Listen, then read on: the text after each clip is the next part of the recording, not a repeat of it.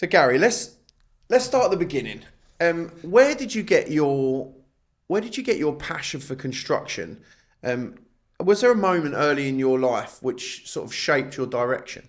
Do you know, it's funny when you say it. I don't think it was never on my radar to get into construction. You know, as when I was at school, like I said, when you go back to school time and they say, "What do you want to do when you leave school?" Construction was never on my radar.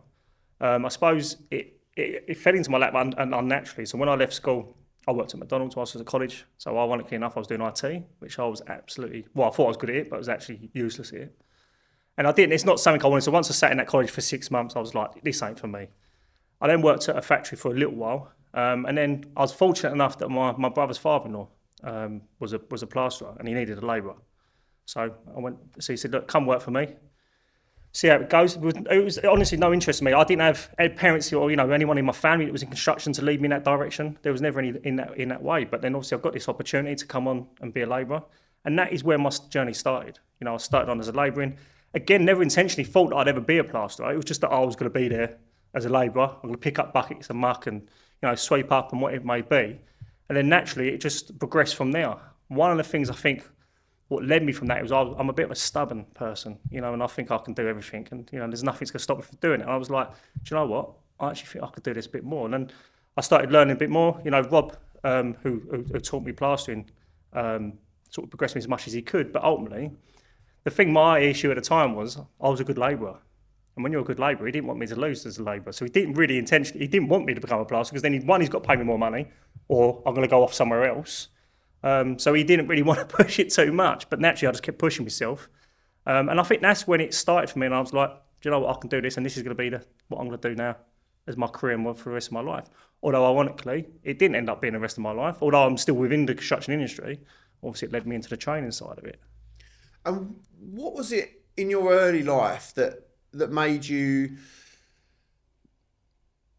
who you are today? Is there a moment in your early life, maybe your childhood, where you can sort of reflect and think to yourself, yeah, that experience made me? That experience, I think it was just, again, I think I was just stubborn as a kid. I'll say school wasn't good for me. It didn't interest me, but what I knew is, as I said, I think, when I go back to it, again, going back, what you want to do when you leave school, what I wanted to know, what I knew I wanted to do, whatever it was, I wanted to be the boss. I wanted to own the company. So I think for me, there was no really, as a young person, there was no really influential people that sent me in that direction. I think I just naturally wanted to progress into something better than just being an employee or, an employee of someone, which is nothing wrong with being an employee, but I just wanted that stubbornness. I just wanted to move forward and create something, leave a legacy, leave something behind, something I built, something I can then pass down to my kids and then pass down to their kids. And you've got a son. Yes. How has that sort of shaped your career as well? Because he's what, 15, 16? 15. So he leaves school this year. So his GCSEs he starts, and I think it's about 5-6 weeks. Having my son, I always say, or my missus will certainly tell you, I've never grown up. But the day obviously we found out Emma was having Jensen, changed my life completely. Still never grown up, and I've still made mistakes as a dad and etc. But having my son changed everything completely. It made me focus a bit more on obviously my career and obviously what I need to do to support my family. And I'm very fortunate, and I think everybody says that their son's fantastic, but we are truly blessed with him. He's never really causes any ag. Although he's getting a bit of a big lump now, he loves the gym, plays rugby, and now he's starting to test me, and he's getting a bit bigger, and so I've actually started going back to the gym again recently because I feel like he was starting to come over. But then again, for me, it's like I think he sees what I do and what his mum does, and when I say what I've achieved, it's what we've achieved. I've been with my partner Emma for 25 years, so whatever I've achieved, she's done it alongside me. We've done the journey together. So I think he sees that, and hopefully that shapes him to give him that focus and to that. To understand that there's a big world out there, and he can go and do what he wants.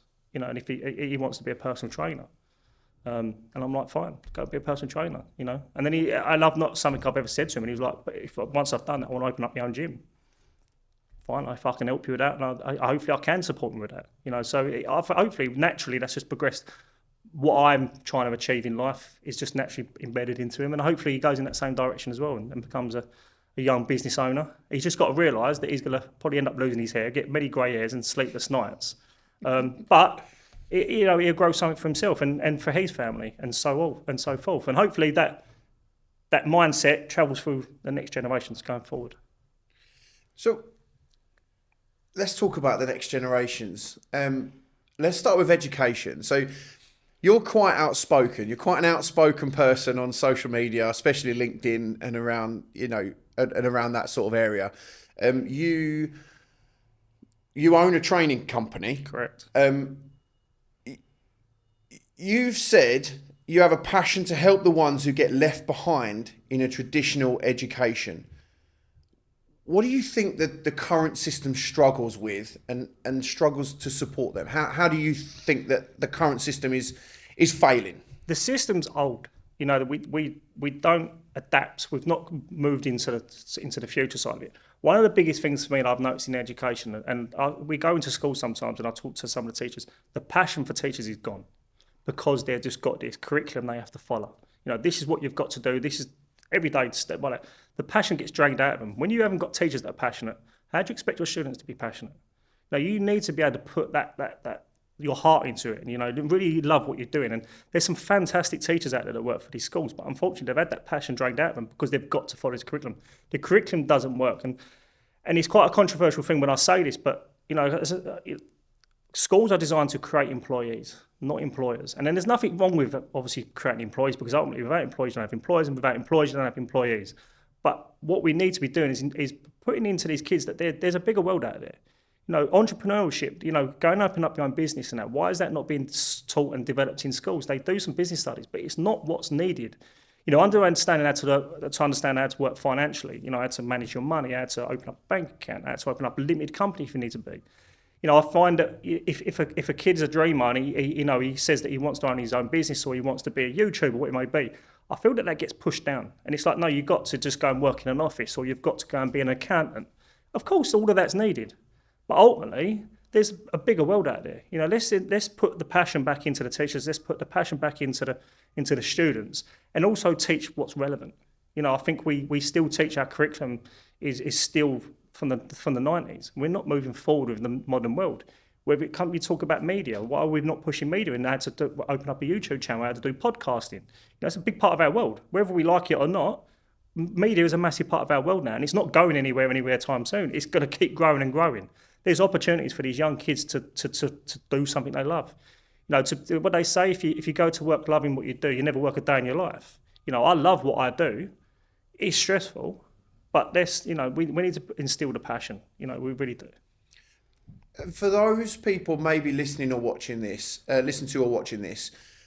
can you describe your view of the current education system? So how in your opinion and in your perception, how does it work? How does it? I don't necessarily know how it works, or that's not quite true. I do know how it works, but if I didn't, how would you describe it to me? So you have to describe that a bit more. So what do you mean by? So if I'm a young person and I'm in school, what's your perception of how the system works and what they're trying to produce at the end of that? What is the system trying to produce of a young person at the end? Employees. It's as simple as that. And like I said, I know we just spoke about it just a second in, but I think the school education system is just designed to create employees, for people to go. And as I said, employees are needed. But I think we need business owners. We need people that can think outside the box and grow these businesses. A podcast doesn't just create itself. It needs someone that can come in and develop that. A training company doesn't just pop up out and someone that runs it. They need to be entrepreneurs, people that want to work in that system. So the education system is designed like that. And if you look at what they, for my son at the moment, he's obviously coming up to do his GCSEs, and he's not necessarily academic. I was never academic in that sense. I struggled with dyslexia and stuff like that. My reading might tell.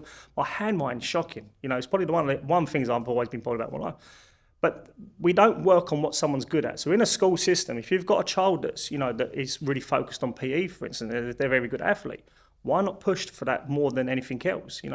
My son's not a naturally academic, and the thing he struggles with is maths and English, but he needs his maths and English to get into a college or whatever it may be.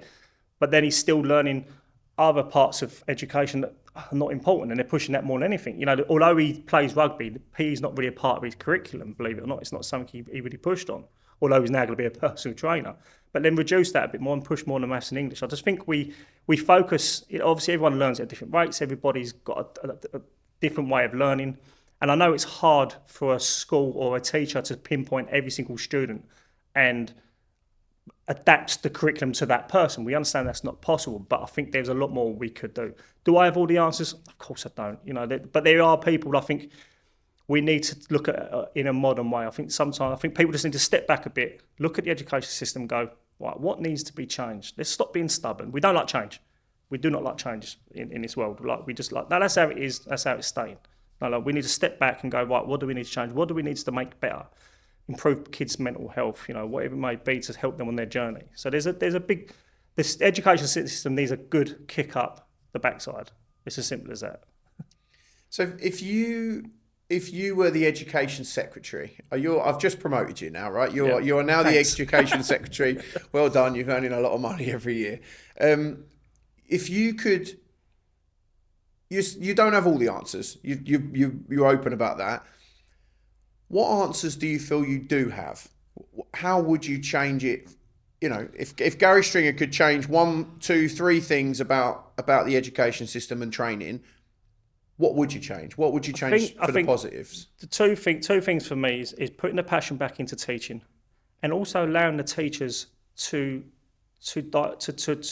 make changes themselves. You know, the curriculum shouldn't be, this is what you have to do no matter what. The teachers should be allowed a certain amount of freedom to adapt it to suit that class that they're working with. Because they're teaching, if you're teaching history, you're teaching 10 different groups of kids. Not all them 10 groups are going to be learning the same way, or be, so a lot of learning in the same way. And also each individual student's going to be different. Allow the teachers to actually adapt it slightly to suit that group.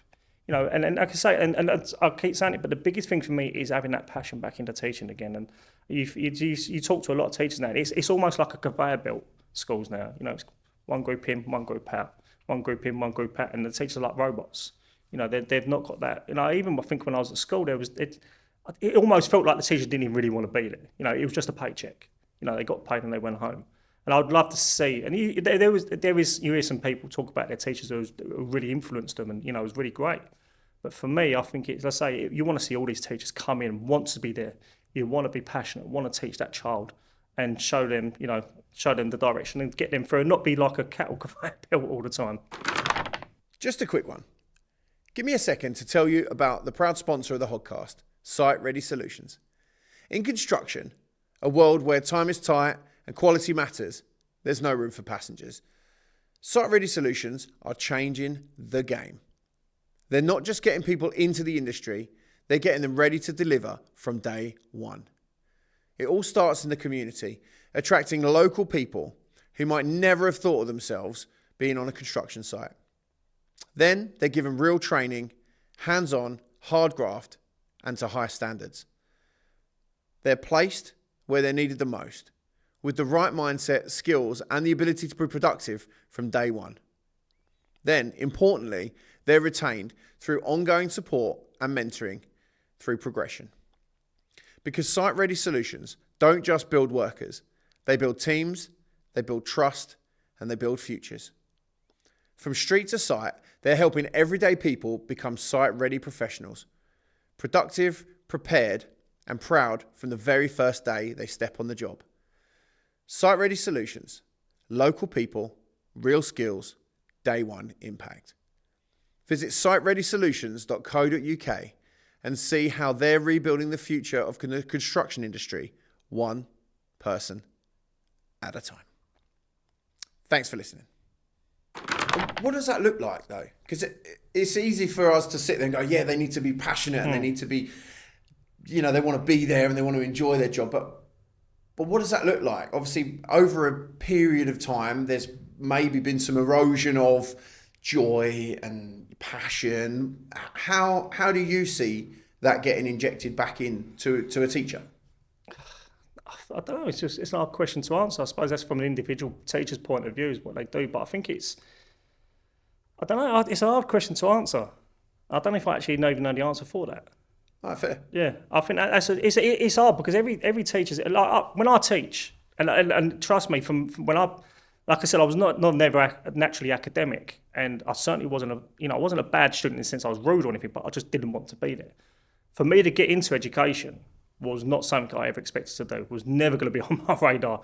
Once I got my teacher's qualification, my mum still to this day doesn't believe I'm a qualified teacher. Like, she's like, you sure? I had to drag my mum. When I say my mum had to drag me into a school, like, she dragged me old school by my hair and was like, you're going to school. I remember the teacher coming in out one day and was like, Mrs. Stringer, you can't do that to him. He's like, it's my son. He's coming to school. Whatever way I have to get him into this school, he's coming in. So for me to get into education, but what I found, so I now look at it from two different aspects. So I was a student, which I didn't enjoy it, and I didn't, want to listen to the teachers. To then get into education, I then looked at it from a different pair of eyes. I could see how difficult it can be, but I was so passionate about watching these. I worked with higher education, so obviously older kids, so from sort of 16 up to 65. I actually had a 65-year-old I taught once. But these young kids, and when I started the teaching side of it, you'd watch these kids come in, and they're all, I worked in quite a harsh area in London where there was a lot of gang kids and stuff like that. I remember these kids, they would come in and their shoulders were all down here, and they didn't want to be there. And then you'd start doing the training, and all of a sudden they'd be like, I can't do this. I'm like, you can do this. You just got to listen. I'm here to help you. If you want me to stay behind for an hour after, I'll stay behind and do an extra hour. And then you'd watch them as the days go on. So these would be like 2-3 week courses, and you'd see the days go on, and you see them, they sit up a little bit more, and then their shoulders come up, and then they're really looking at you in your eyes, and they're not looking around anymore. And then they all of a sudden realise they can do it. When I watched that and see that, I was like, wow, this is what I want to do. And that journey for me was that. So when I talk about that passion, I've got that. And I don't know if working in maybe like a lower senior schools or junior schools is completely different type of teaching, but because it's, I suppose, a different environment to what I train in, it's not quite as formal. My answer to it when these kids come in is like, if you don't want to be here, there's a door, leave. You can't do that in a senior school, obviously, because most kids will go, all right, then I'm going. Well, to be fair, you can do that, because they just end up in isolation or wherever, a pupil referral unit, whatever they call it these days. Like, they just, my mum's a teacher, and I went in to do, what did I go in to do? I went in to talk to their sort of careers person about the possibility of getting some young people into construction and how that might look. And I went to her office. Like the other teacher took me to her office, and I was like, where, I rung her, like, where are you? She's like, I'm just following a kid who's escaping the school. And I'm like, okay, well, what happened? Oh, they got sent out of a lesson, and now they're just wandering and trying to jump fences and things. It's like, okay, and I can see the passion leaving teachers if that is the sort of behaviour that you deal with. But I feel like you've just answered your own question in that what brings passion back, and that is seeing result. Yes, because that's what you have done, and you've seen someone come in who doesn't feel like they're going to be any good at it, doesn't feel like they're going to have a chance of doing it, and maybe that's because their home life has told them that, maybe because society's told them that, but you have the opportunity to change their opinion of themselves and teach them something. And actually, when you see that one time, it compounds, right? You see someone good, and you're like, oh, look at that guy, I made a real difference. The hairs are standing on the back of my head. I've done that before. I've worked in educational settings before, and you see it, you feel it, and you have that opportunity to change one person at a time. And I think you eloquently answered that question, and I'm just sort of pilling it. It's powerful. Yeah, it's a really strange feeling. And the thing is, but then there's the downside to it, and the bad side of it. And I'll tell you two stories from when I first started in education. Now, let me tell you this now. So I'm going to blame my friend. So I fell into education completely accidentally. I'd had enough of being in construction, and I was looking for an out. And a friend of mine was already in doing worked for a training company in London. Sam Datton, so he's the blame for all of this. But he phoned me up and he's like, look, I've heard you've had enough, look, you want to do something, you thought about teaching? I'm like, no, not a chance. Never in this world am I going to start teaching. He's like, really? I was like, no. So I remember phoning up my missus, and I said to him, Sam's just phoned me up, and she went, give it a go. She went, when have you ever walked away from being, cowed and walked away from anything? I was like, really? Me too? She went, I think you could do it. I think you'd be good at it. And I was like, don't know. And I thought about it and I went, do you know what? What have I got to lose? So he said to me, look, just come down and speak to, it was his boss at the time, was a guy called John White. And he said, look, just come down and speak to him.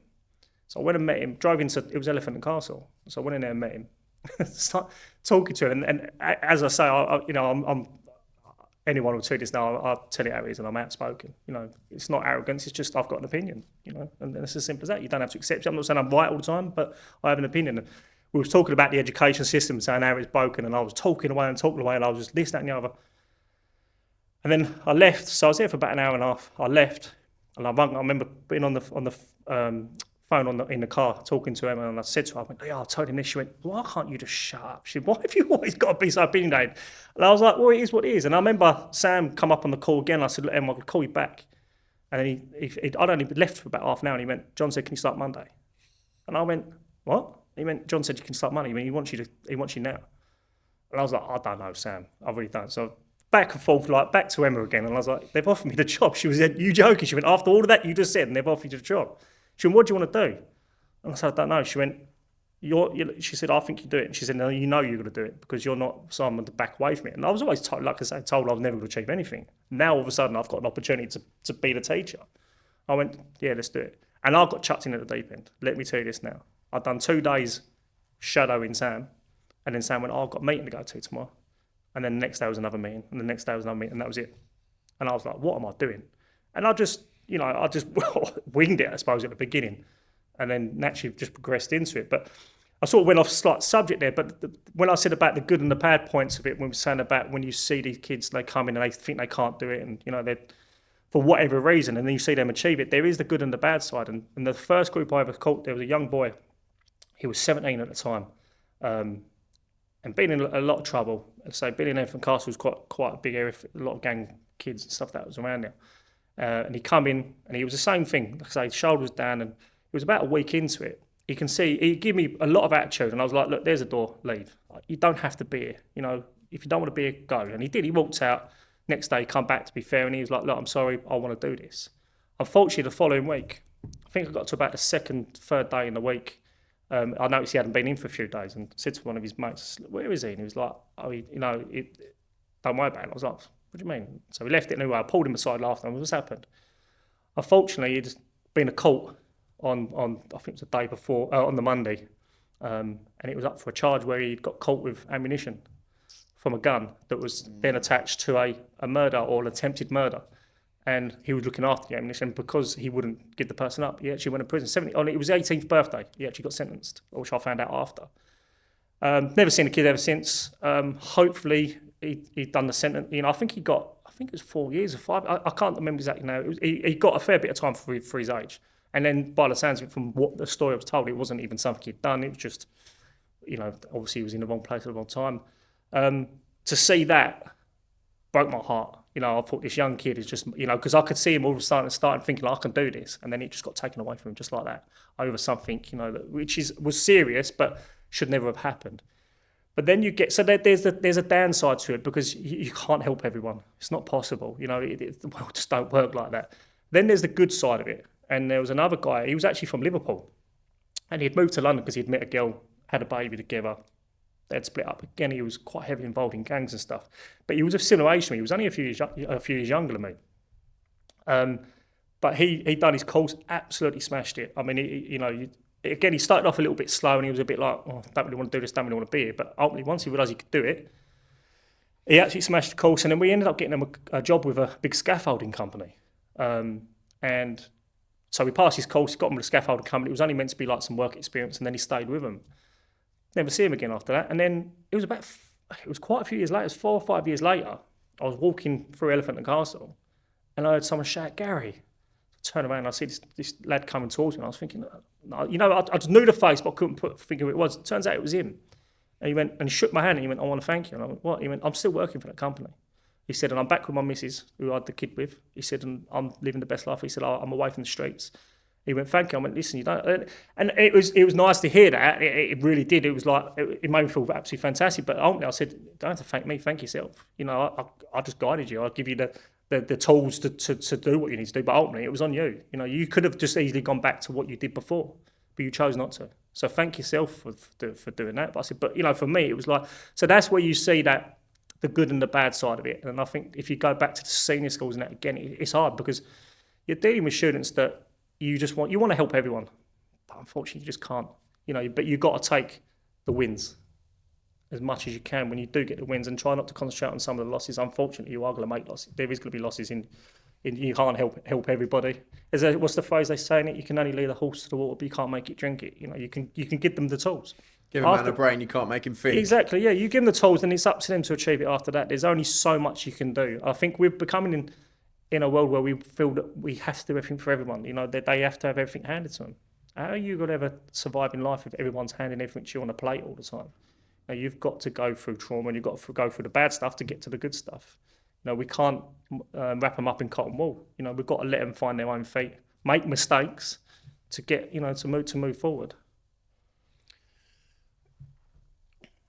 What mistake have you made that you think you've learnt the most from? My stubbornness to coming away from being, I'm probably most, Emma, I'm telling you this now, she'll sit there and she'll laugh when she sees this. I am the most stubbornest person ever. And I don't like being told no. And it's a real bad thing for me. I really struggle with is to being told no about something. So I think that's something that I've had to deal with and to stop being so stubborn and accept help. I've always been very much, I'll do it all myself. I don't need no one. And ultimately, we all need people. I'm very fortunate. Emma's been in my life. Let's say we've been together 25 years. So she's always guided me. But I always thought, I could do everything myself. And I think learning to accept help and to realise that, you do, sometimes you need someone to give you a little helping hand. But my stubbornness is definitely something I've had to work on. Some people say it's arrogance, but it's not. It's just, I'm confident. It's funny, I'm confident. And I say it's like a facade, and I am confident, but ultimately inside you're not. I beat myself up all the time. I never think I'm good enough. Everything I do, I'm like I could have done that better. But then on how I put myself out, it was like everything I do, I think I'm the best at it. And I'm arrogant enough to think that I know best all the time. But ultimately inside, I'm like, could have done that better. Yeah, fair. We're quite similar in that way. There is an air of arrogance about somebody who thinks they can do anything, and I'm the same. I feel like I can. There isn't anything that I couldn't turn my hand to. But again, that comes from being knocked back, being told you're not good enough, having those the feelings in your mind of I'm not enough, I'm not good, I'm not. And then you're like, do you know what? I'm gonna show you. 100%. It goes back to that, the thing at school where someone tells you, a teacher in your school, someone who is supposed to, inspire you and says to you, you're never going to amount to something. If you get a job anywhere apart from McDonald's, you'll be doing well. It's like, McDonald's is a great job. Yeah. It teaches you everything there is to know. You get to eat McDonald's every day. Well, yeah. Well, I don't think we used to get staff meals when you were at McDonald's. I don't know if you do anymore. Oh, you still do it. I haven't worked at McDonald's for a good 20 years now. But that's difficult, right? To hear that from someone who is supposed to be uplifting, and I'm sure. I hope that doesn't happen anymore. My mum's a teacher. She would never even consider saying that to any of her students. She works in a really sort of a disadvantaged area of Essex, and they struggle a lot with unemployment. They struggle a lot. The struggles that are pockets. There's pockets of that everywhere. Yeah. So it's not unique to that part of the world, but it is. It goes back to that, empowering teachers and giving them that passion back. Yeah.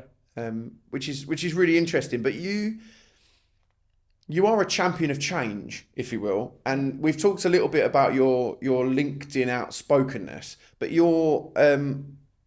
want to talk about the drive for that. And I think maybe we've touched on it in like what some people might perceive as arrogance, or your unwillingness to be wrong, or or your stubbornness, or whatever it is. But what drives you to be so outspoken when so many other people just stay quiet?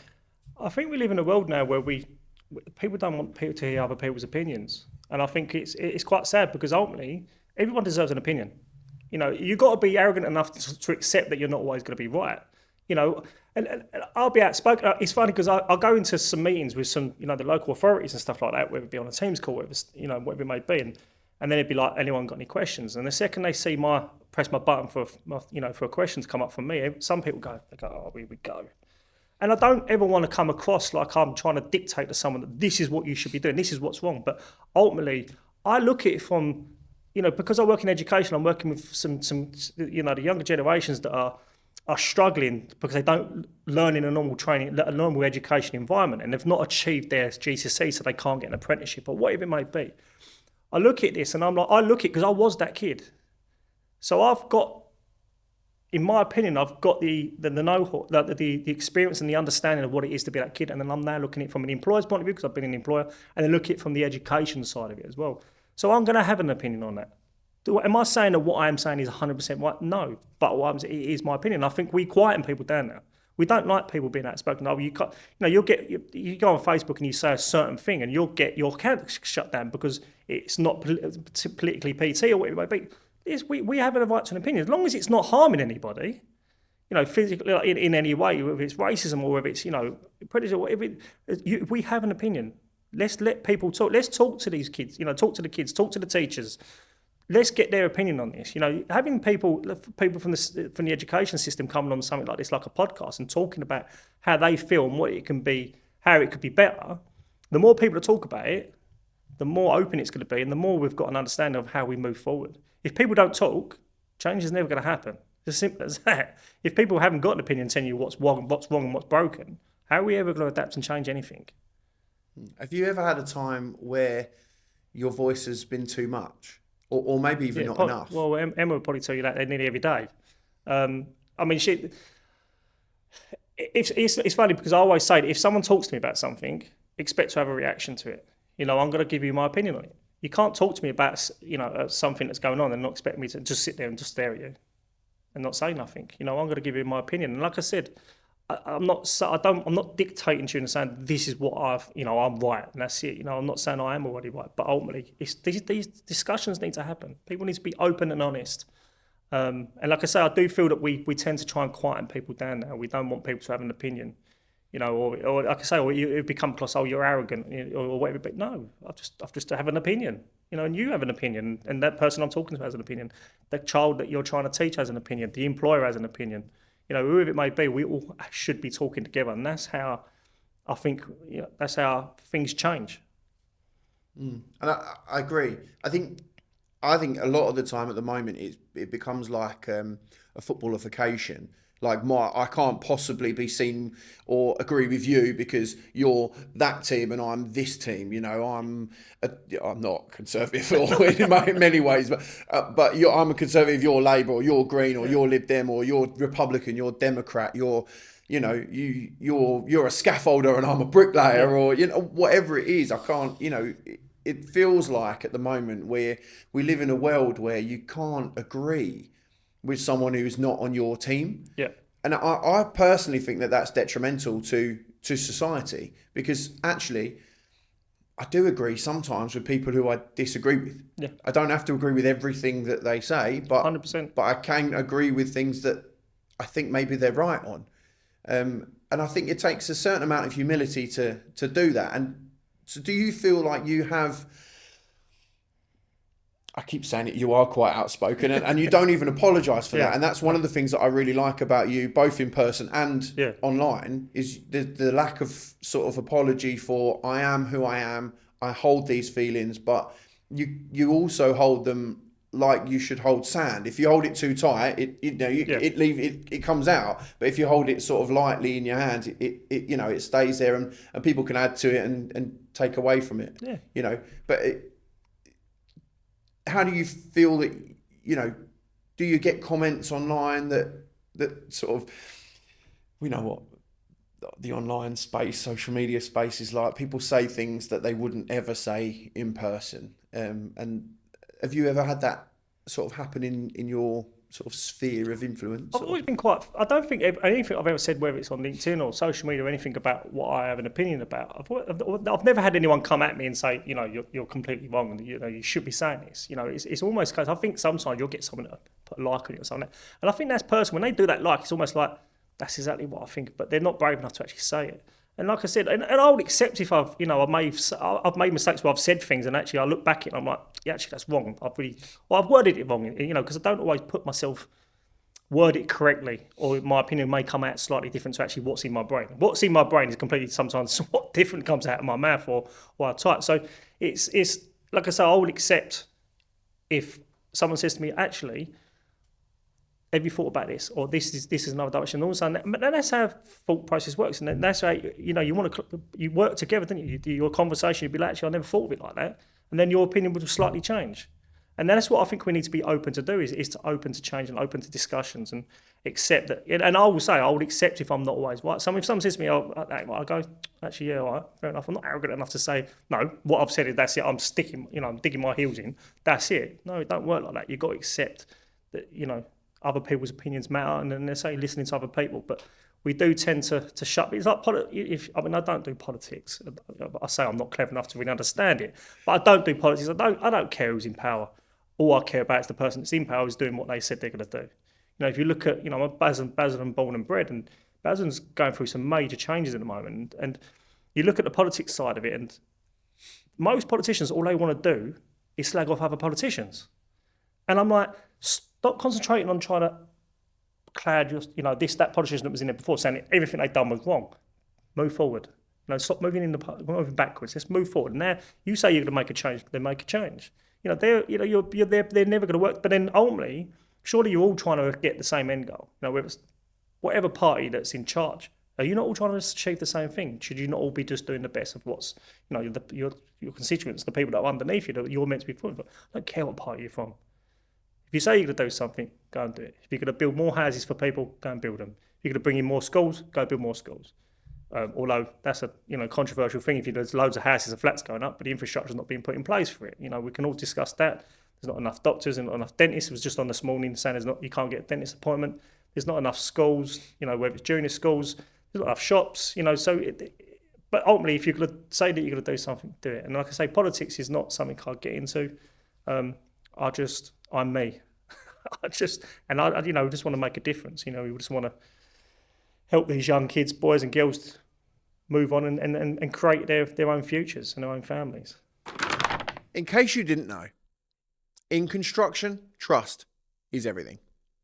You trust your team to show up, you trust your tools to perform, and when the pressure's on, you trust your supplier to deliver.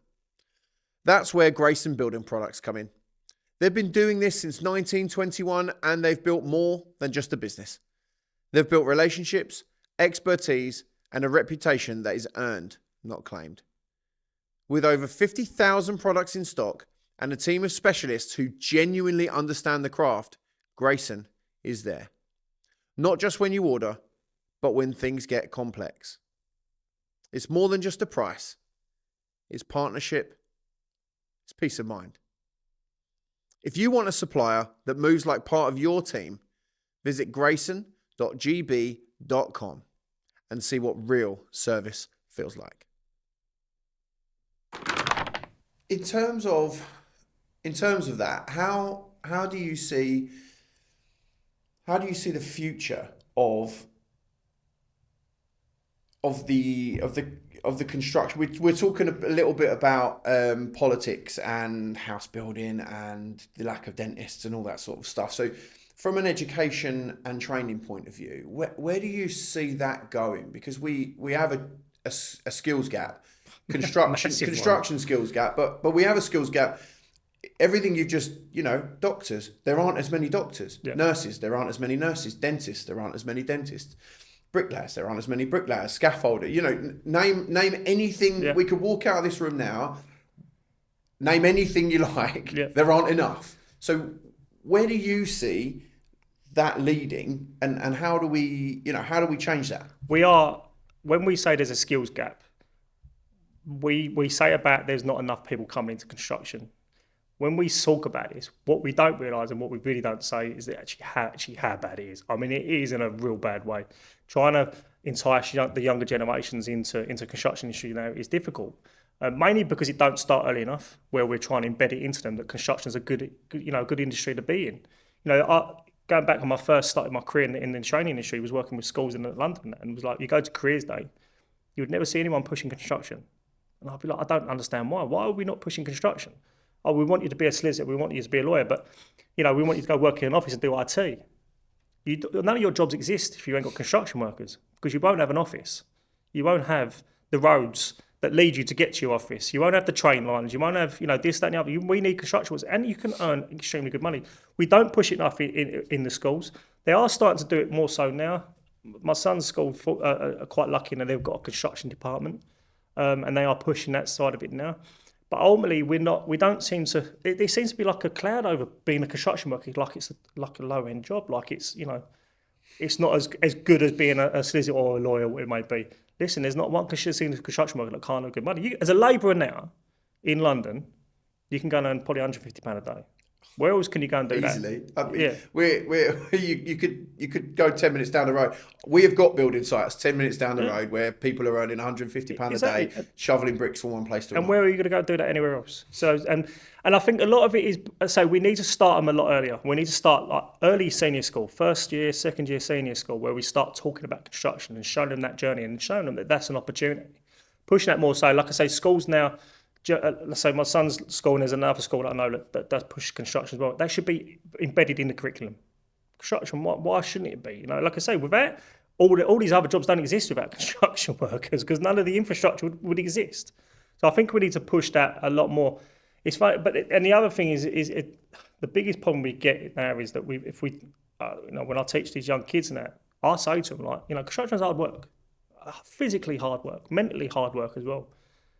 And I say to them that if you go into construction, be expecting to work for 6 till 6. And they go, what?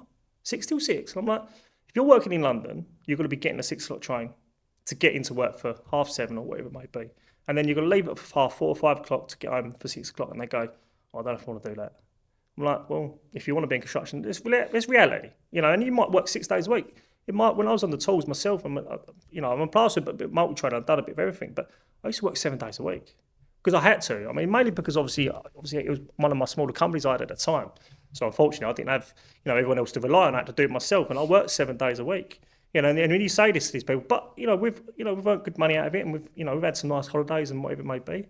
But I say to this, 6 till 6, and it is hard work, but it's rewarding. When you get to the end of that Friday and you've done that week's work and you're absolutely shattered, and you might go down to the pub with your mates and have a beer, or take your girlfriend out for a meal, knowing you've grafted all that week to earn that.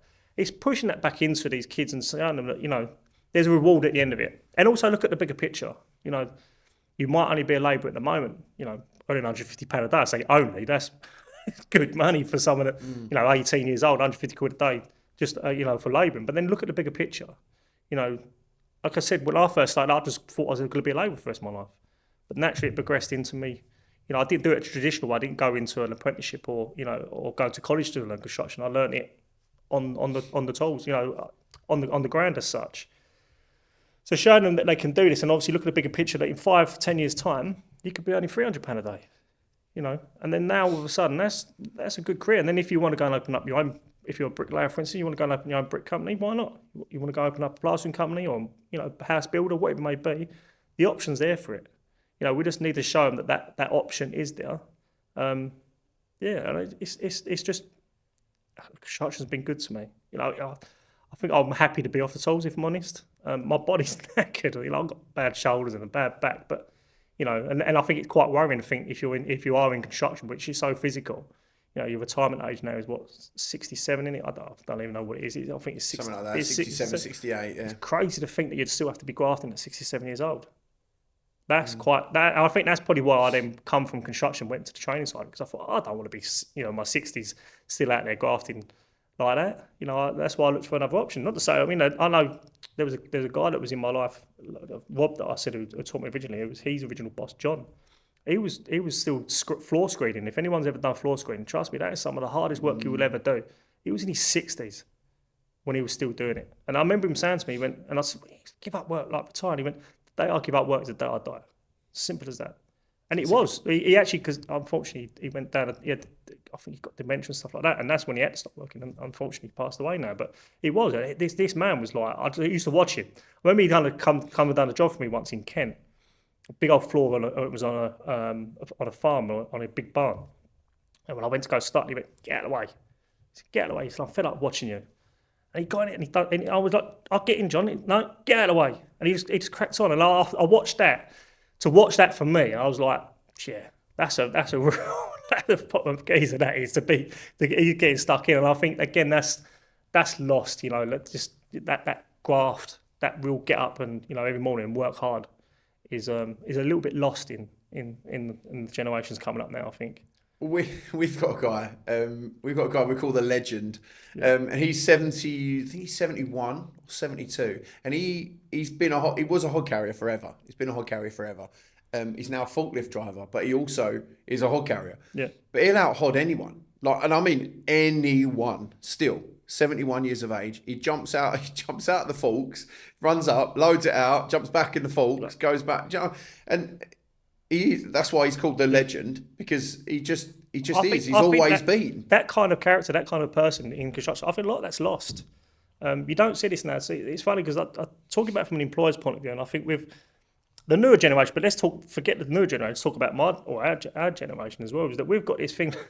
I've got this thing called everyone I employ. They've got the Monday Club, so they go out all weekend doing whatever. What people do in their own time in the weekend is nothing. It's not irrelevant to anybody else. It's none of my business. But ultimately, you get the Monday Club, so they don't turn up on a Monday because their nans, aunts, dogs, fish has died and they've got to go to the funeral. I've heard every excuse under the sun.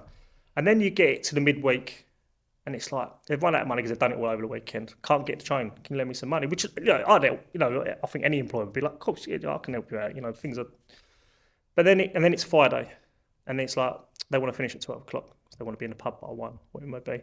And then it'd be, right, I need you in on a Saturday because we need to get the job. Yeah, I'll be there, Gal. No worries, don't worry, I'll be there, 100%. Saturday morning, yeah, I haven't turned up.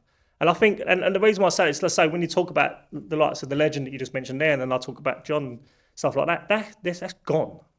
I think there's not many people out there like that anymore. And it's and I don't know why that's happened. I think maybe I'm going to think about that a little bit more now, why we've got like that. But I think we need to start creating people like that again, because it just, I think we're creating a lazy world. I remember there's a film, like an anime film, the little robot. It's a Disney film. Anyway, Wall-E. And you've got them, they're all in pods. And they just fly around in the pods and they don't leave their space basically, and everything comes to them. And I almost feel like that's becoming a little bit like that, because you don't need to leave your house anymore, do you? I know we've got slightly off subject there, but I do think we're creating this world of just lazy people. We just everything be brought to us. I think there is something certainly to be said about that, and I think we do these videos, the Hod Talks. So this is the Hodcast. We do these Hod Talks, and we talk to people, influential people within the industry, and we ask them a couple of questions. And one of the questions that we ask them is, if you had every apprentice, and I might even ask you this in a minute, if we had every apprentice in front of you right now, what advice would you give them when they're just starting out? And without a beat, every single one of them says, turn up every day and turn up on time and turn up wanting to work. Now, the fact that that is the advice that's being given tells me that people are not turning up every day, as you say, the Monday Club. They're not turning up on time, and they're not really turning up ready for work. Now, I was talking to one of my friends who is a big business owner. He owns a big tech business. Yeah. And we were discussing the fact that it is our fault. In the same way as John pushed you out of the way and was like, just let me do it. Yeah. We also do that. Yeah, actually. And actually, it's much quicker for me to do it than it is for me to tell you how to do it and show you how to do it, and then you do it. But it's not in the long run. So then what you get is, well, this person doesn't actually value me. They don't value me coming to work on time. All they do is whinge when I turn up late. It's not my fault the bus is late. It's, those sorts of things. It is, because you could have got the bus that was earlier. You could have, but I'm going to work to earn my, I'd say it's $150 a day or whatever, which is, what's that a week? $750 a week? Minus your tax is what, like 500 quid a week, right? So you're earning, $2,000 a month take home. It's not bad, is it? It's not bad. But your average house price, just come up today, the Times have decided that Saffron Walden, where I live, is one of the nicest places to live. The average house price where I live is 600 grand, right? So work that out on 2 grand a month, 24 grand a year take home.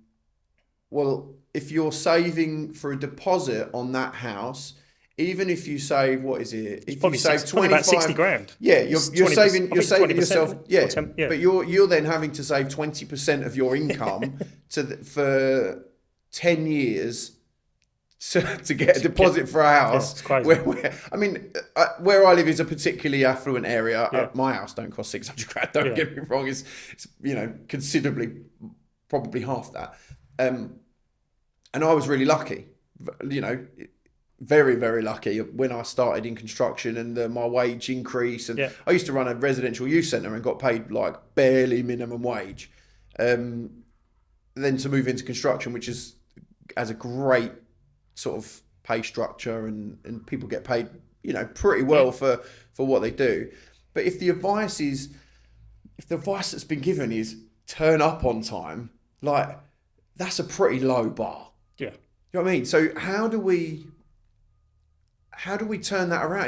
But that is the reality, and that's how bad it actually is. So I don't get to teach as much as I know, as obviously I used to. I don't do it as full time because obviously I, running the business side of it.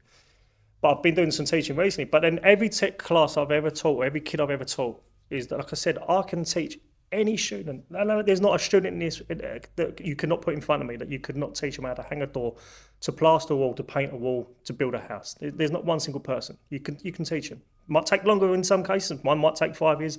One might take 2 years. One might take 6 months. But ultimately, you can teach them. But I always say, the one thing I cannot teach you is to get out of your bed, turn up on time. You can't teach it. And I have it. I've been doing some training recently. These young lads, there's probably not one day that they've all come in that not one of them's at least been late. And there's no accountability for it. I'll say to them, like, just turn up on time. And you just said about the bus. The bus is late. Well, get the bus that's earlier. Turn up earlier. If you turn up earlier, then you're not going to be late. I'd rather you turn up a half hour earlier.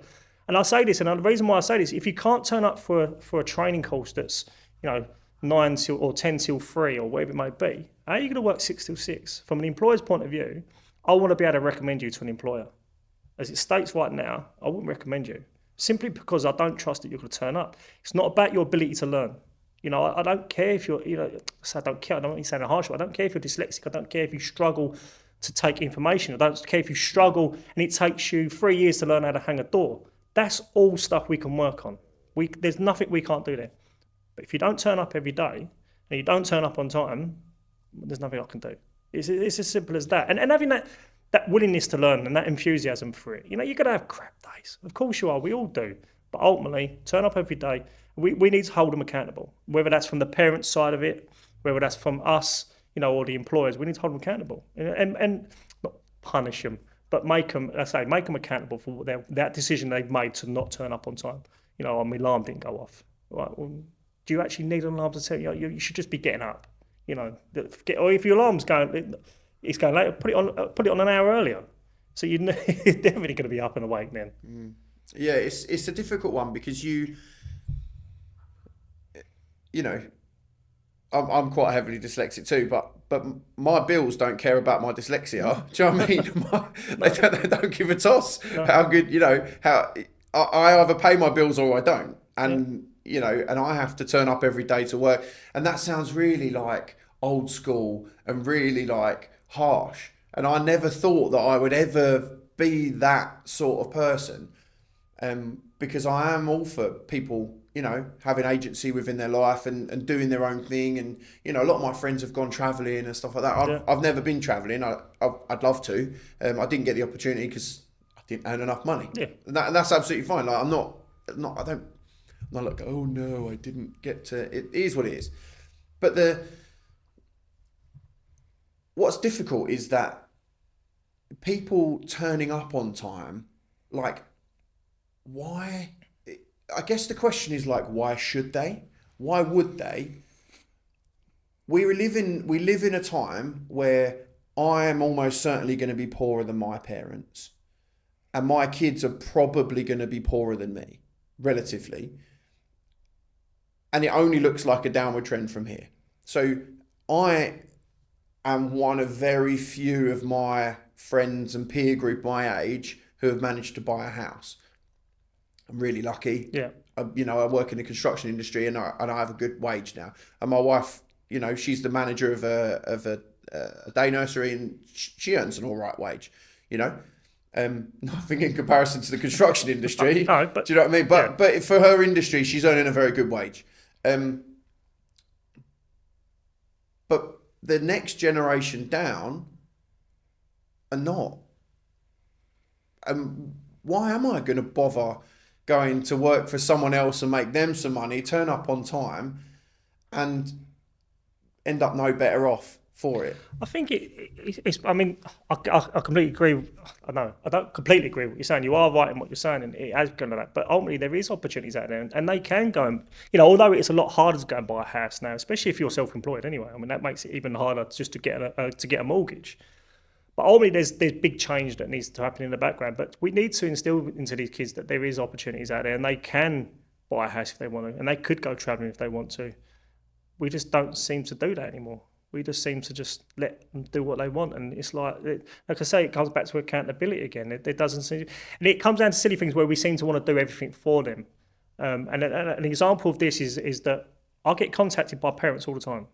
Well, when I had a construction company or I was a trainer, it's like my son, or you see it on social media a lot. They'll post it like, my son's 17 years old, he's really keen to get working and he wants to get a job, and I'm like, all right. Or I get an email and I'm like, I don't want to talk to you. I want to talk to your son. Yeah, if your son was that keen, he'd come and find me himself. You're keen for him to go out there working because he's probably sitting indoors playing Xbox, smoking weed. But let's not say that. Watching Andrew Tate. Yeah, I don't want to generalise it and say that everybody's doing it, but ultimately that is a possibility. If your son genuinely wants to work, tell him to pick up that phone or even an email if that's what he wants to do, because not everyone's confident to talk to people direct. But ultimately, you contact me. That's going to show me you want that. And I say this, and it was just last week. I was teaching these kids, and I said to them, they were saying they want to get into being an electrician or a plumber, whatever it might be. I went, just do me a favour, do it yourself. Don't get your mum or your dad to phone up on your behalf or to send an email on your behalf. You're a young man now. You've now got to show that employer your confidence to say, I really want this. And by you contacting them directly, we'll show that confidence. Say you're going to guarantee you get a job just because of that. But ultimately, I do not want to talk to your mum that they want you to have a job. I want to talk to you. And I think, again, this is what we say. We always like, but he struggles because he's got ADHD or he's got this and that. And I get all of that. And I think, if you talk about ADHD, my mum says to me, I would have been diagnosed 100% when I was a kid with ADHD. There's no doubt about it, because I think differently in so many ways, and I act differently sometimes. I mean, my mum, she's like, I think you should get diagnosed, really. I think you've probably got it. But ultimately, it's not an excuse to go and, if you make a mistake, that's not an excuse why you made a mistake. You made a mistake because you made a mistake. I think we label people now as almost like a get out because you've got that. Oh, no. And as you said there, ADHD or dyslexic is not going to pay my bill. You care about my bills. I've got to get to work. We all have struggle when it comes down to mental health and stuff like that. Everyone has issues and they've gone through trauma of some kind. But ultimately, when you're becoming into a young man or a young lady, we need to sit back and stop doing everything for them and allow them to find their own feet. That I feel like that's really easy for us to say, but it's actually quite hard. Oh, cool. It's quite hard to do. As a dad, fortunately, my kids are not of the working age yet. Yeah. They're 8 and 4. But I do try and instill in them a good work ethic. I try and instill in them the things that I don't have. I'm not a consistent person. I'm very, I guess sporadic is probably like, I flip from here to there to all over the place. Yeah. But I really try and instill, and my wife's called Em actually as well. She's really good at being the steady one. Yeah. And keeping us really grounded and really rooted. And, my kids are learning instruments at the moment. My 4-year-old's learning the drums. Does he want to practice every day? No, of course he doesn't want to practice every day. But we encourage him to practice every day because he gets better. My daughter has been playing the piano for 3 years. She's 8. Yeah, 3 years now. And she's so good. Yeah. But that's because she practices every day. She gets 10 out of, this is like a humble brag. She gets 10 out of 10 on her spellings every single week. She's got 9 out of 10 twice in the whole history of doing her spellings. Why is that? Because she does them every single day, you know? And I learned so much from my kids, and I'm sure you're the same. I learned so much from it. But I'm really trying hard to make a better world for them to live in, not just like so they don't get robbed and, do you know what I mean, like the big sort of stuff, but also, you know, giving them a reason to get out of bed in the morning, giving them a reason, you know, when my kids go in, you know, we have the funny thing. Have you ever seen, you've seen Finding Nemo, right? When they do the turtles, they're like, Finn, noggin, dude. So we do that every day. Before I take them to school a couple of days a week, and we do that to the before school club. And we do that, and then we do this thing where it says always be, and they say polite, always, and I say always be, they say kind, and I say always, and they say stand up for yourself. And if they can do those three things, like you know, I feel like that's going to set them up to do the things that hopefully they'll want to do in the future. And they are simple things, and it's funny because I always say manners. Manners I've lost as well. Like the simple thank you, please, open a door for someone. It frustrates the hell out of me. Like my son, as an early kid, obviously in his younger days, not because he was rude or arrogant, it's because he didn't really understand it. And if someone done something and he wouldn't say please, I'd go, thank you. And he'd go, oh, yeah, thank you. And then it would be like just a look when he hasn't said it. Now, and that's because of his age. He didn't understand it. Now it's just embedded into him. You know, he will say please and thank you. He will open the door for someone. He'd hold the door. I'm terrible for it. So if someone just opens the door and then shuts it, I'm like, thanks for that.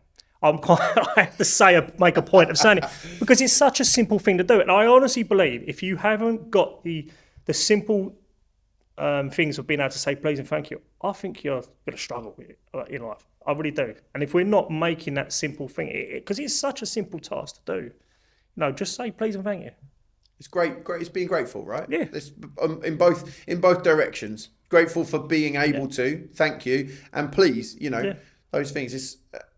It's a big practice in people's lives these days. Definitely. And like I say, for my son, let's say you talk about having that, you know, determination. I am the same. I'm here, there, and everywhere with everything. And you know, when it comes to work, I'm direct and I know what I want to do. When it comes to things like, you know, whether it's sports, 1 minute I'm doing this, and then I'm doing that, and I give up on that, and I go to the gym and I'm really in it, and then I'm out of it, and then I'm in it. With my son, it's weird because I almost think he's looked at me doing that and thought, I don't want to be like this. He's done the complete opposite. Now, my son plays rugby and he's now obsessed with the gym, and that's all he does. He trains rugby twice a week and then plays a game on a Sunday, and then in between that, he goes to the gym every day. And I mean religiously.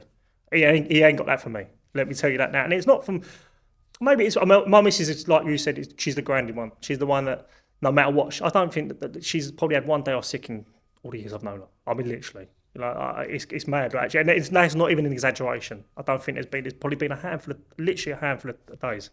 So I think he's got that from him. But he's just like, we never once have to tell him to go to rugby. We never once have to tell him to go. He'll walk in from school, and I'm like, what are you doing? He's like, I'm going to gym. And if he doesn't go, he gets the ump. And like I say, he definitely didn't get that from me. And I'm hoping that's something that he's going to take into his adult life, whether it's business, whether it's or working for someone, that he's going to have that just focus and just know that he's got to get up and go. No, there's no point. I don't want him sitting around on a sofa or sitting on his Xbox all day. Not that there's anything wrong with sitting and playing an Xbox, because, you know, it's fun.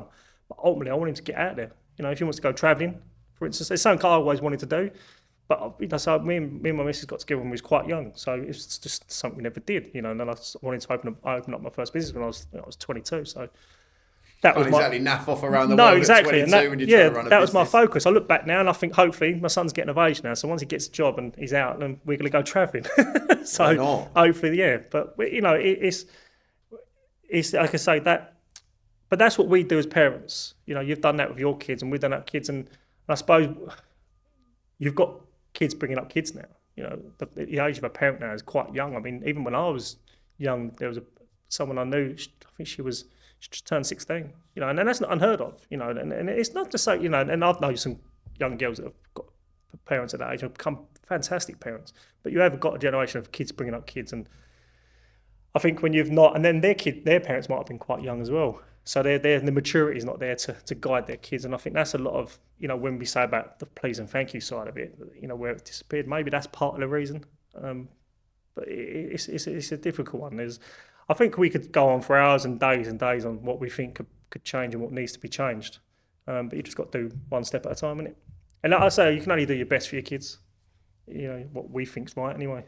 And hopefully, then after that, they've got to sort of find their own way. Yeah, we sort of touched a little bit there on like the mental health type stuff. We sort of overarched it in quite a big way. That from sort of getting out of bed, and I sort of shared a bit with you about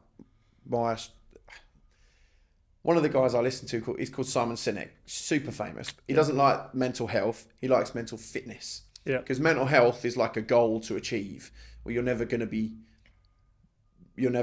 mentally healthy. Yeah. It's not, because what are you? You're unhealthy. Well, okay, well that doesn't quite work. But when mental fitness is his thing, and I absolutely love that, because some days, I'm working on it. Your boy goes to the gym and he's fit, I'm sure, because he goes to the gym. That's a compounding thing. It's not I go to the gym once, then I'm fit. So it's mental health and fitness is exactly the same. That's helping his brain and his body at the same time. Yeah, but the idea that you can do one thing and that will make your mental health good, it's a compound. So it's more about mental fitness than it is about health. But we talked a little bit about sort of my journey and off pod, but you've sort of been on your own journey and those around you. Can you just open that up for us? It's not really something I've ever really spoken too much about, but mental health has been in my world or my life, I suppose, from a young age, because due to my dad. So my mum and dad, like a lot of parents, I suppose, don't always work out. So they split up and divorced. I think I was about 8 years old. My dad had a breakdown. To this day, I'm actually 42 years old. I don't actually really know the full circumstances of what actually really happened. Probably one, because I don't want to know. And then two, because, I suppose I was young, but my dad had a breakdown. He's got quite severe, or he has got severe mental health, with bipolar and schizophrenia and some other stuff, and whatever it may be. And so that's been in my world from growing up in it. But then I've also had my own issues as well. There's days when I've depressed and struggled, and when things ain't going right, it's very easy just to stick your head in the sand and pretend it's not happening. And that's the mental illness in itself. And there's days that I've not wanted to get out of bed. Very fortunate. Again, I've got Emma, who's always pushed me that forward. And what she say? Pity party for one. I'm fed up of watching it now. Pity party for one's done. Let's move on. And it does. And even now, 42 years old and doing what I do, I still have days, and it's hard. The world is hard. Accept that. The world ain't all sunshine and rainbows. It's hard out there. And again, I think when you talk about mental health, and like I say, it was never something I understood, but it always intrigued me. And I think because obviously with my dad's situation, stuff like that, well, ironically enough, my dad now lives with me. I think he moved in about 5 years ago or so. So mental health has been around in my world, and I think we're very lucky now. One thing that we are doing very good at the moment is that we are letting people talk about mental health. In a sense, it's a lot more open, from a man's point of view, and it was not just men, but women as well. But from a man's point, it was always like, the big bravado thing. You've got to be a geezer. You can't talk about mental health. You're not allowed to be, down. You're not allowed to cry or anything like that.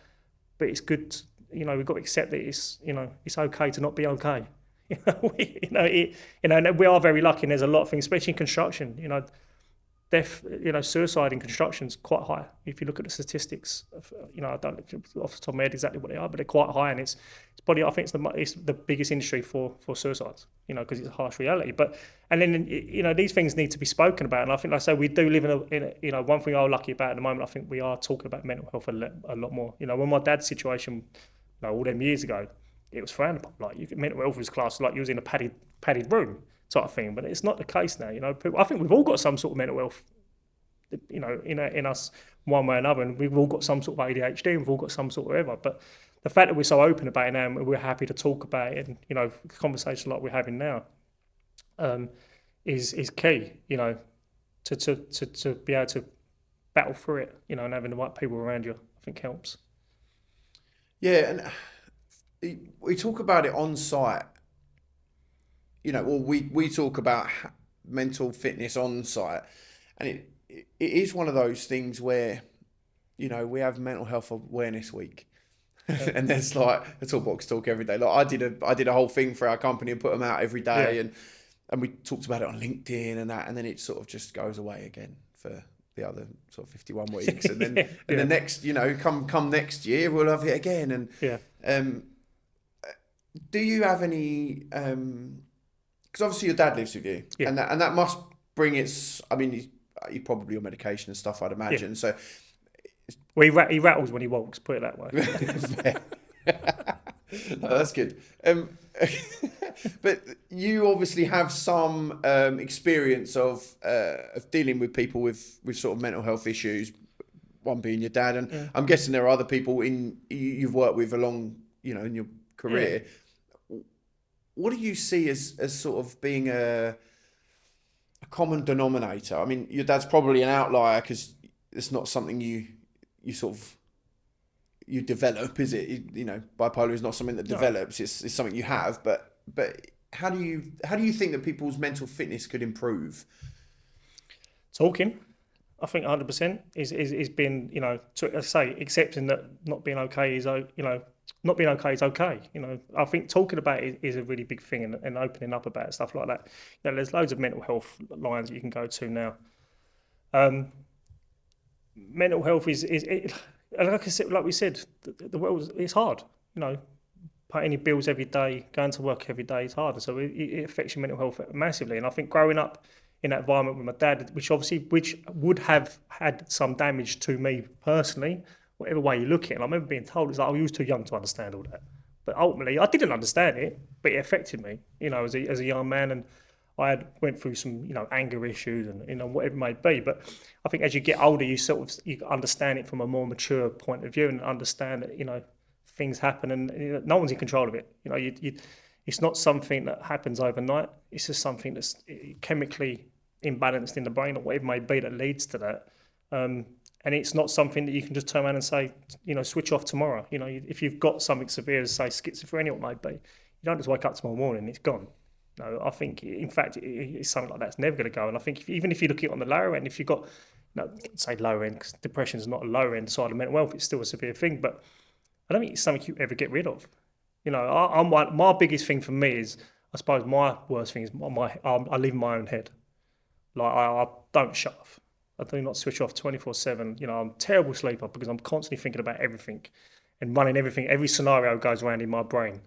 And I class that as like a bad thing to be. And now I'm like, it's just is what it is. And it ain't going anywhere. So then you need to learn how to manage it. It was just the other day, I was speaking to a friend of mine who said the same thing. He went, I can't switch off. I went, don't. He said, don't, stop trying to fight it. Stop trying to think that you're going to stop that from happening, because it won't. Because that's just what's in your brain. That's just chemically how you are. That's how you work. Take the good from it, because sometimes overthinking can be good, because it stops you from making mistakes, but also overthinking can also cause you a lot of harm. And like I say, I overthink everything, and like I say, my brain does not switch off. Now I'm just learning to manage it and accept it. You know, like I say, it doesn't go anywhere. And I think there's so many different forms of mental health now. I think, unfortunately, again, when we talk about being labelled with ADHD and some of that, we use mental health as an excuse sometimes. I think sometimes, it's like with ADHD. We'll talk about a kid and they go, he's got ADHD. Or is he just a little git? You know, in some cases they can just be... Or both. Or both, and that's okay, right? Yeah. You know, my son... So I've done a lot of deep diving into ADHD recently, because my boy, we probably still do think, actually, that he is a bit hyperactive. But when I was looking into it, I actually found out that it was it can be brought on by a lack of sleep. Yeah. So and we looked into. Well, that would explain me. Well, no. So it is terrible. actually. So we looked into it, and he was a snorer, a massive snorer. Yeah. He'd snore, then he'd wake himself up, then he'd go back to sleep, snore, wake himself up. Right. And we looked into it, and the doctor was like, he's snoring, we need to have his tonsils and his adenoids and all this stuff out. And I was like, whoa. Why are we taking bits of my son? Yeah. Why are we taking bits of my son's body away? And they're like, oh, and then I was like, okay, well, can we just hold on a minute? And they were like, the waiting list is long. Yeah. You need to decide soon. So I did some research, and actually I looked into the fact that when you don't sleep as much, your body doesn't get any rest, which then means your body is if it's not rested, it goes into fight or flight mode all day long, Right. and you're because your body needs to shut off, and this might be one of your things that when your body doesn't shut off for long periods of time, you just live in this high state of it's hyperactivity. Yeah. Your fight or flight is always on. So you're always bang, bang, bang, bang, bang. So my boy's like, do, and part of it is just who he is. Yeah. Because that's how I am. It's hereditary. I'm certain of that. When you see him, he's like a mini me. Yeah. He's like a mixture between me and Bob from the Nativity. I don't know if you've ever seen that. It's one of my missus and my son's one of their favourite films. They love them film. Yeah. But, maybe I'll post on my socials a video of him being Bob. You'll love it. But it's got something to do with the amount of rest that you get. So he had his tonsils and adenoids out. Doesn't snore anymore. Sleeps all night without thingy. Much calmer. Yeah. Much more able to concentrate. Because they were talking about like medicating him and stuff. I was like, whoa. Well, come on. That's something we're very quick to do now.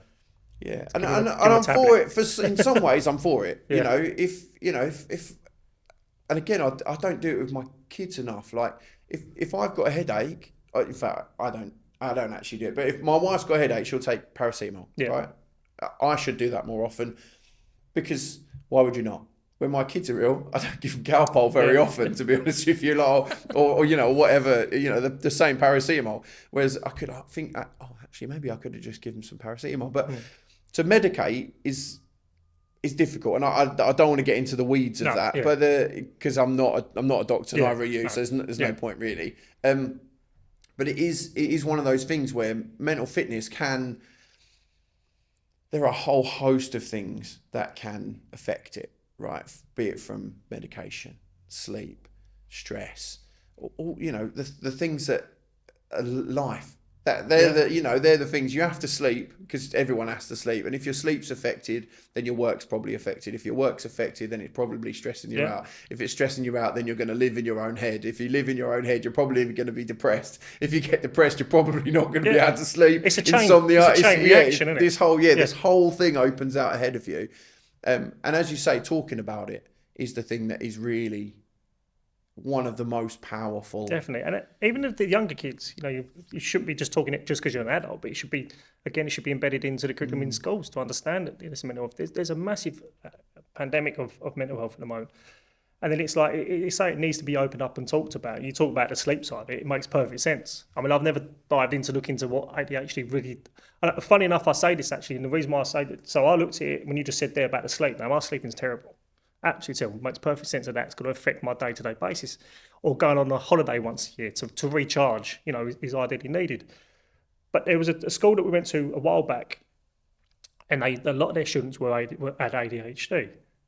And she was saying that she has a lot of struggles with and stuff like that. And I was like, do you have anybody that comes in and talks to these students about ADHD and why, what the really dig into what ADHD and that is, to make these kids understand what it is what makes their brain trigger the way it does. Because if you get to understand it a bit more, then you now all of a sudden you're going to be able to manage it. But all you just say is you've got ADHD and that's it. And that kid goes, okay, I've got ADHD. So when I muck up, I'll go, it's because I've got ADHD. But then if you actually teach them, I say, bring that into your curriculum, embed somebody that gets to come in and tell them what ADHD actually is. Well, I don't think it's just one thing. It could be so many different multiple things for so many different people. Make them understand that.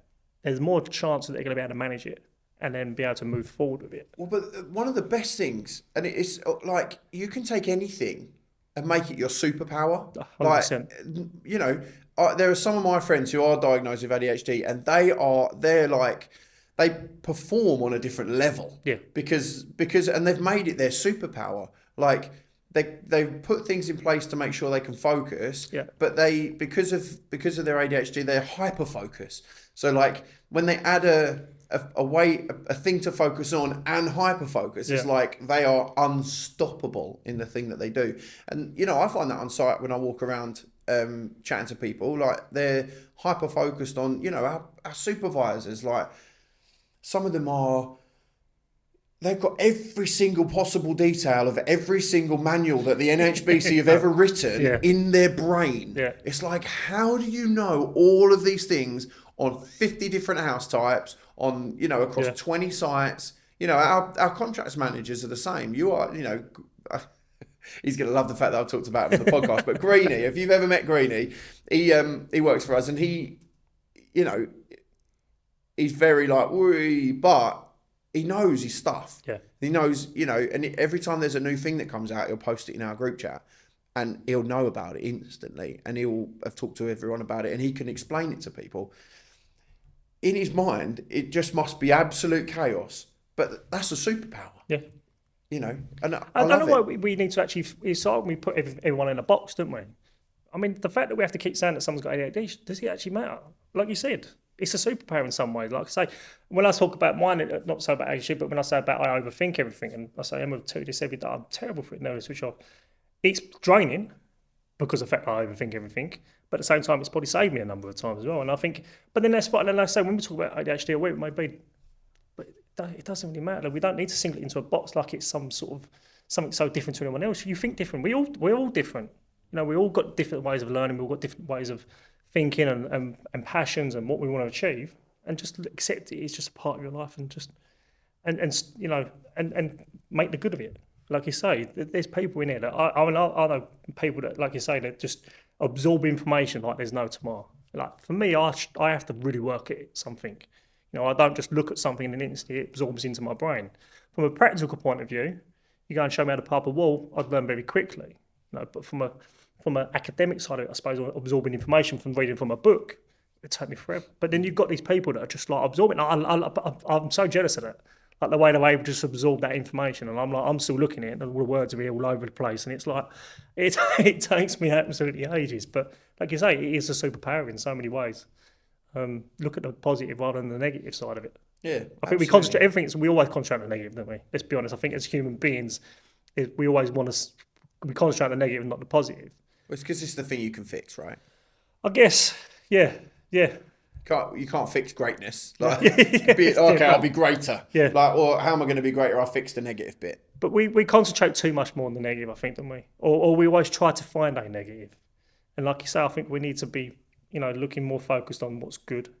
You know, the world, at least I say this many times, I said on the episode many times, the world ain't great. Well, unfortunately, it's not going to be changing. You know, it is crap out there in some ways, but there's a lot of good. Let's concentrate on the good and not so much the negative all the time. Well, with that in mind, when it's all said and done, what's the legacy that you want to leave behind in this industry? For me, one thing I say with running a business and open up a training company, and people think when I say this, they're like, really? I've never been focused on money. Money's not been my be-all and end-all of why I do what I do. Of course, I want to earn money and I want my family to be, you know, stable, you know, to have holidays, etc. like that. It's not been my thing. But money, what I want to do to achieve money is to be able to, and what I say about my legacy, what I want to leave behind is that ability to say that I've helped people. You know, I want someone to turn around and say that person helped me to go in a direction. I now own my own business. And I want to instill that to have, you know, a training company that helps people achieve what they want to achieve. You know, and like I say, I might teach someone in construction, but ultimately they end up becoming something completely different. But what it's shown them is there is a different direction, and they can do it if they want to do it. You know, and I just want to leave that behind, and I want that to be something that's around forever for my son, my grandkids to be proud of, and hopefully go on to do leave their own legacies and behind. And if you could have every single trainee on every college, on every site, in every education establishment for 1 minute, and you had a microphone and it was going directly in their ears, what would you say to them?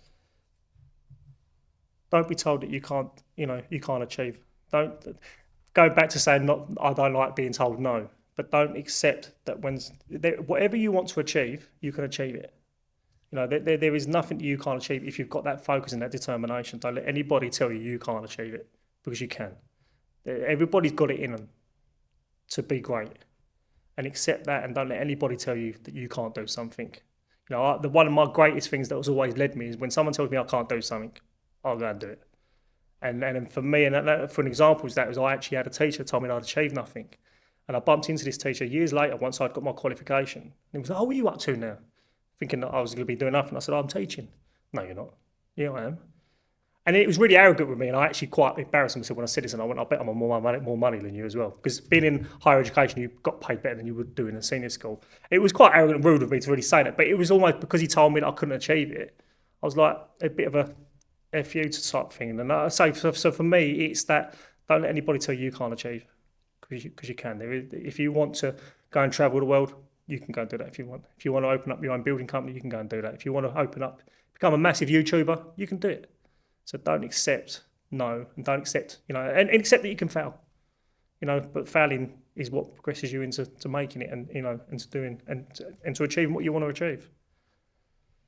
That's great, thank you. And if you could watch or listen to anyone on this podcast, who would you want to listen to? So there was a couple of people, because you mentioned this before, it's just something to think about. And there's probably a number of people I can think on it. And there's someone that I think would really work well in. There's a guy called Perry Blake, who I come across a couple of years ago. And he's a young man that grew up in an environment where, when I talk about the gang kids stuff, and he's got like a charity called 21 Up. And it's helping young people that are on the streets and stuff like that to go in a better direction, to support them. And this guy, he's just so inspiring. He really is passionate about what he wants to do. He really wants to help people. And I think he'd be a really good person to bring on here. A completely different way of what we're talking about now, but I think it'd be, Perry Blake is definitely someone from the 20 Up movement. I think he'd be a good person to bring on.